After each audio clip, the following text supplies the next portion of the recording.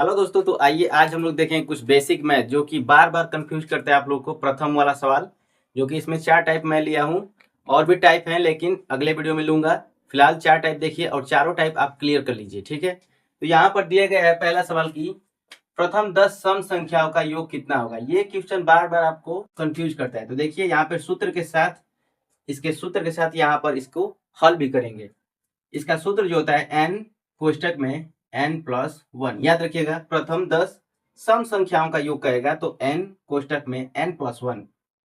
n क्या होता है? जो संख्याएं होती हैं इसमें प्रथम से लास्ट वाली जो संख्या होती है कि इसमें कितनी संख्याएं हैं। तो इसमें 10 संख्याएं हैं ना, 10 सम संख्या बतानी है।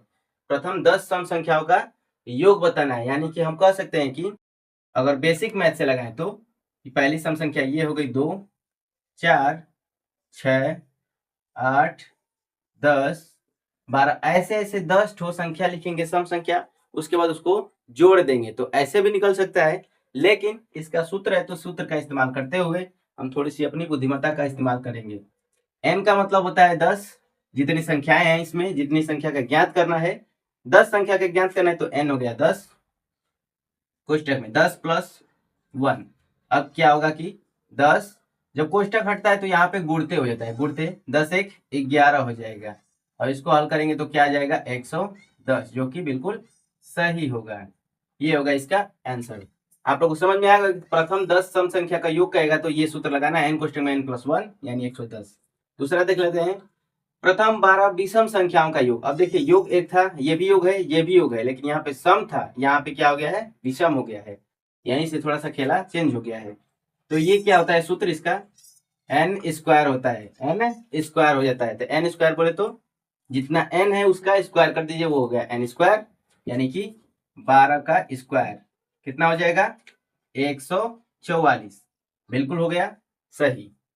नहीं तो आप 12 ठो विषम संख्या लिखिए, उसको जोड़ दीजिए। जैसे कि पहले विषम संख्या 1 हो गई, फिर 3, 5, 7, 9, 11, ऐसे ऐसे 12 ठो लिखना पड़ेगा, उसको जोड़ना पड़ेगा।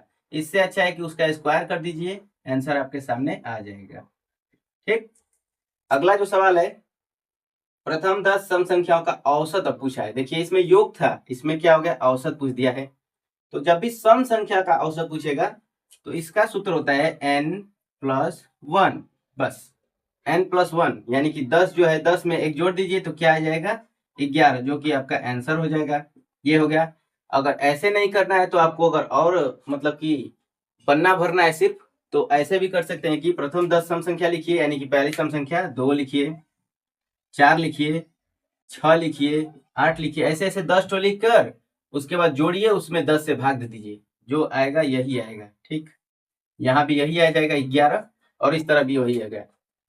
प्रथम 10 विषम संख्याओं का औसत कितना होगा। औसत पूछा है, लेकिन यहाँ पे सम था, यहाँ पे क्या हो गया है विषम हो गया है। तो विषम में क्या करते हैं, कभी भी सम संख्या पूछेगा तो यहाँ पे वही होता है n, बस वही आंसर हो जाएगा। n बोले तो 10 है तो 10 हो गया, 11 रहता तो 11 हो जाएगा, 12 रहता तो 12 हो जाएगा।